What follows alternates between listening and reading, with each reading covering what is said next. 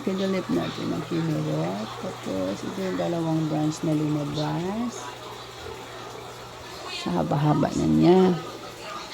So, hindi pa na 1 month. Hinartot ko siya. Ito na siya yung kalabasan. Ang daming root. Nakaikot yung roots dyan.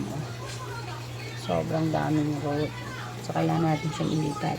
Ito, medyo ni-short ko. Sinadya ko yan para yung mga bagong branch niya dito. Pag nag-matured, ikakat ko na para magpa-branch. Para maglala siya. Tapos ito, mahaba to.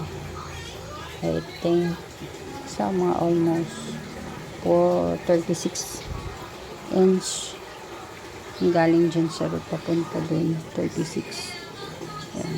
So, lipat natin yan. Tapos, pag matured na to, markotin na lang natin para yan na lang.